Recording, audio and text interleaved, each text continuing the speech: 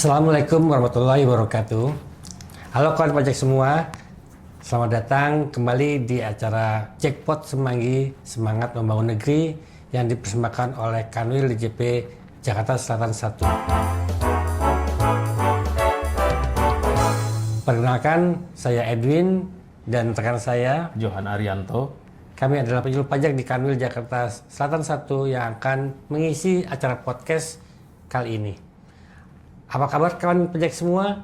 Semoga selalu dalam keadaan sehat dan bahagia. Pada kesempatan kali ini, topik yang akan kita bahas adalah topik yang sangat penting dalam menjaga ketertiban administrasi perpajakan, yaitu mengenai status aktif dan non-aktif wajib pajak.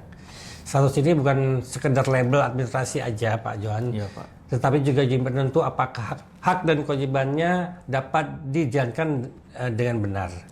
Ketika seorang wajib pajak itu dinyatakan aktif, berarti dia memiliki tanggung jawab penuh untuk melakukan pelaporan, penyetoran, dan pelaksanaan kewajiban perpajakan lainnya secara penuh. Sebaliknya, ketika statusnya berubah menjadi non-aktif, sehingga ada kewajiban-kewajiban perpajakan yang tidak perlu dilakukannya, gitu. Karena itu diharapkan pada podcast kali ini seluruh pihak dapat memahami alasan, prosedur, serta dampak dari pemenuhan perubahan status wajib tersebut. Sehingga kedepannya tidak lagi kesalahpahaman dan segala proses perpajakan dapat berjalan dengan tertib, dengan efektif, dan sesuai dengan aturan. Oke Pak Johan, apa kabarnya Pak Johan? Alhamdulillah baik ya. Pak Edwin. Ya. Pak Edwin gimana kabarnya Pak? Luar biasa, Alhamdulillah. Ayo kita sapa rekan pajak Pak Johan ya. Halo rekan pajak semua, bagaimana kabarnya? Semoga selalu dalam keadaan sehat ya. Gimana Pak Edwin? Menjelang akhir tahun nih Pak. Iya, kita harus semangat menjelang akhir tahun supaya kita juga menyongsong tahun yang baru dengan penuh dengan semangat. Siap. Baik Pak Johan, kita bicara dulu nih terkait dengan penyebutan wajib pajak non-aktif nih. Selama ini kan kita sebutnya pajak non-aktif ya. Apa sebetulnya yang disebut dengan pajak non-aktif di Kortek DJP itu? Baik, terima kasih Pak Edwin. Ya. Apa kabar kawan pajak semua? Status non-aktif ya, jadi adalah status wajib pajak yang tidak memenuhi persyaratan baik subjektif maupun atau objektif sesuai peraturan perundang-undangan yang berlaku. Tetapi meskipun sudah tidak memiliki subjektif atau non objektifnya, tapi belum dilakukan penghapusan NPWP, gitu Pak. Ya. Jadi istilah non-aktif ini berarti menggantikan istilah non-efektif ya sebelumnya, ya, betul, NE yang dikenal sebelumnya.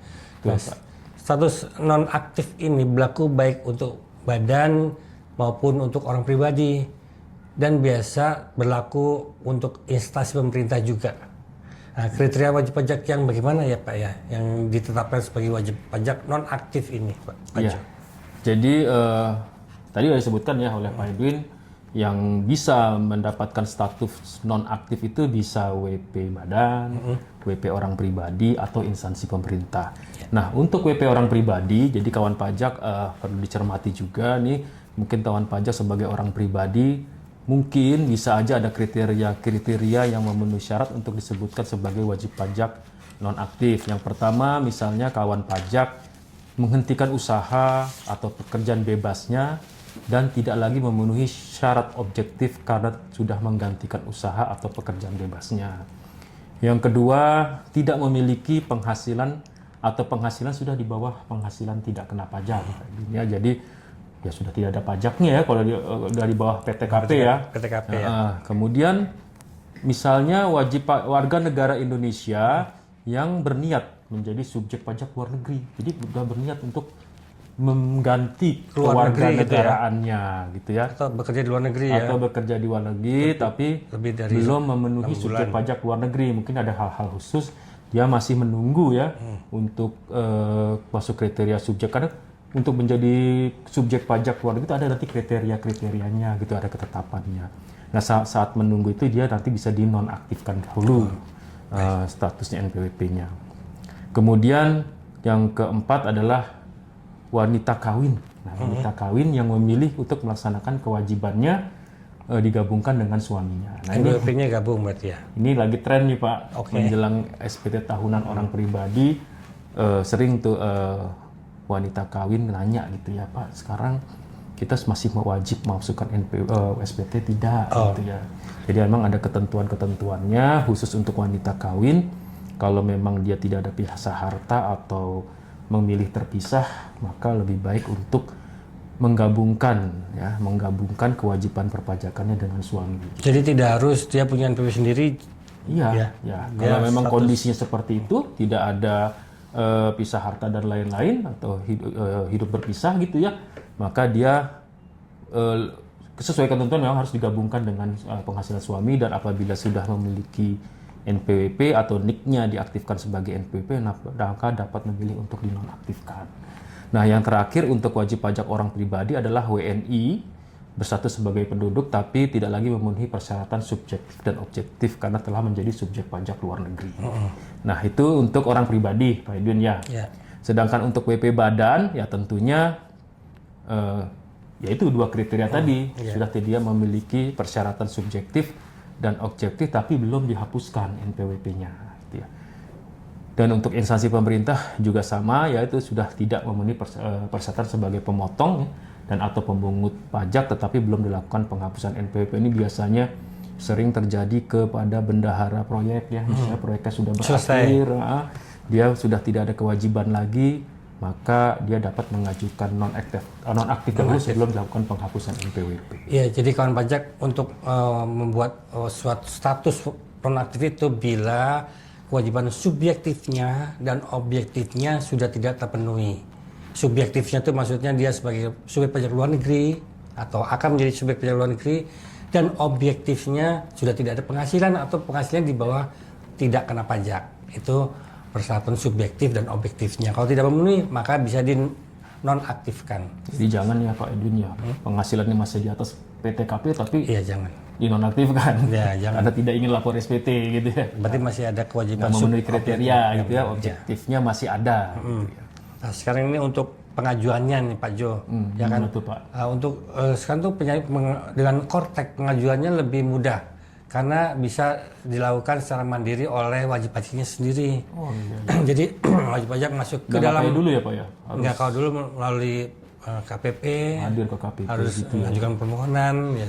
Sekarang bisa melalui mandiri melalui akun Korteknya. Jadi wajib pajak login ke akunnya wajib pajak terdiri di Kortek DJP.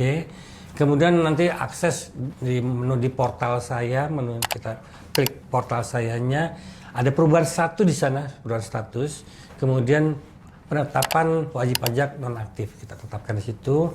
Kemudian nanti ada isian formulir di akun di Kortek tersebut kita isikan. Kemudian kita unggah dokumen pendukungnya, misalnya untuk yang istri tadi yang kemudian suami, KTP suaminya atau kartu keluarganya, atau memang dia mau keluar negeri, dia ada kontrak kerjanya yang di luar negeri misalnya. Jadi yang mendukung pernyataannya bahwa dia wajib pajak statusnya akan berubah jadi nonaktif. Nah kemudian sudah kita klik pernyataannya dan kita kirimkan surat permohonannya melalui Kortek. Jadi sekarang lebih mudah, Lebih mudah ya, lebih inilah ya, lebih memudahkan wajib pajak ya, karena sudah dilakukan secara online. Dan gitu ya. nanti akan diproses oleh petugas pajak di KWP terdaftarnya. Itu paling lama 5 hari sejak 5 hari, surat tersebut tersubmit ya, terkirim. Ya, dan dan 5 lengkap. ada statusnya juga ya, jadi kasus sedang dalam proses gitu ya. Wajib pajak juga bisa memantau status suratnya itu ada sampai di mana gitu ya. Nanti tinggal pastikan di alur kasus akan terlihat prosesnya, kasus dalam proses atau sudah selesai gitu ya.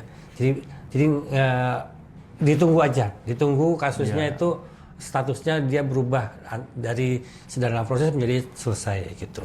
Ya, jadi Bisa tenang aja dipantau gitu juga, ya. bisa Kawan pajak dengan era Kortex ini Bisa di tracking. bisa lebih nyaman lah gitu ya, wajib pajak untuk bisa melaksanakan kewajiban atau proses administrasi ya Pak Edwin ya. Iya. Juga kalau ada itu di Kortex penonaktifannya secara otomatis gitu ya. Ada juga. Dalam hal wajib pajak mengisi klasifikasi lapangan usahanya belum bekerja, Oh. ya, atau penghasilannya di bawah 4,5 juta, maka akan secara otomatis diberikan status nonaktif. Ya, jadi kawan pajak ya kalau misalkan pajak mendaftarkan NIK-nya sebagai NPWP di Kortex sebagai orang pribadi, maka nanti ada isian tuh penghasilannya berapa sebulan. Kalau kawan pajak mengisikan di bawah 4,5 juta, nanti ada pop up tampilan bahwa akan dinonaktifkan karena penghasilannya masih di bawah penghasilan tidak kena pajak gitu kan pajak. Iya. Jadi langsung otomatis sama sistem akan dinonaktifkan. Betul, betul. Gitu. Ya, begitulah Pak ya. Jadi Ya. jangan kalau wajib pajak status subjek atau objektifnya ya sudah tidak memenuhi ketentuan, jangan dibiarkan aja gitu ya Ya. Pak. Kawan pajak misalnya nih, sekarang kawan pajak status sudah nonaktif ya. Kemudian nih suatu ketika kewajiban objektifnya terpenuhi nih, misalnya penghasilannya naik ya, gajinya naik gitu ya, di atas 4,5 juta sekarang. Betul, Pak. Berarti akan diaktifkan kembali. Nah caranya bagaimana? Oh, bisa juga ya. Nah melalui akun Kortex DJP-nya secara mandiri. Nanti wajib pajak sama seperti tadi di portal saya, kemudian di perubahan status akan di situ ada pilihan mengaktifkan kembali wajib pajak nonaktif. Tinggal diisikan formulirnya, di submit, dikirimkan, selesai. Jadi lebih mudah. Jadi dengan kemudahan ini membuat wajib pajak tuh lebih itu ya, jangan ragu dan jangan membiarkanlah kondisi itu ya, kalau ada perubahan-perubahan gitu ya. Dari rumah, dari gadgetnya, dari laptopnya bisa langsung kapanpun merubah status dia. Nanti akan diproses oleh kantor pajak gitu. Jadi nggak perlu harus ke kantor, gimana caranya, repot segala macam ya. Karena kalau dulu ya banyak tuh wajib pajak yang mendiamkan gitu Bapak Ibu. Dia merasa mungkin sudah pensiun atau sudah tidak aktif lagi, dibiarkan tuh. Akibatnya ada sanksi gitu ya Pak ya. Jadi kalau kawan pajak kalau statusnya aktif, maka kewajiban pajaknya juga aktif. Harus melapor SPT tahunan. Kalau nggak lapor, ya nanti ada sanksinya mengikuti dendanya. Tapi kalau status kawan pajak sudah nonaktif, maka nggak perlu lapor lagi. Jadi harus ditunggu ada penetapan dari kantor pajak ya. Setelah kita kirimkan permohonan, nanti ada penetapan, maka kawan pajak sudah tidak perlu lapor lagi. SPT tahunan, kemudian juga nggak perlu bayar pajak lagi gitu ya. Karena memang dinonaktifkan. Tapi kalau suatu ketika kawan pajak kewajiban subjek dan objeknya sudah terpenuhi, silakan diaktifkan kembali. Mau lapor, mau setor pajak, nah diaktifkan kembali dengan cara yang sama. Jadi melalui akun Kortex DJP-nya. Begitu. Betul Pak. Kira-kira ada yang mau ditambahkan lagi Pak John? Saya rasa cukup ya Pak Edwin. Mudah-mudahan dengan informasi ini paling tidak kawan pajak ada pengetahuan lah ya terkait dengan aktif, nonaktif, dan tentunya harapannya ini bisa menambah kepatuhan wajib pajak. Ya, amin ya. Baik kawan pajak, jika kawan pajak masih memiliki pertanyaan seputar pelaporan SPT pada Kortex ya, yang memang akhir-akhir ini kita gencar nih mensosialisasikan Kortex, segera saja dapat menghubungi KPP terdaftar kawan pajak maupun KPP terdekat ya. Jadi bisa di mana saja, atau yang lebih mudah lagi dapat menghubungi Kring Pajak di 1500-200. Maupun berkomentar nih Pak Edwin, silahkan monggo kawan pajak kalau mau berkomentar di media sosial resmi lainnya baik di Twitter maupun Instagram.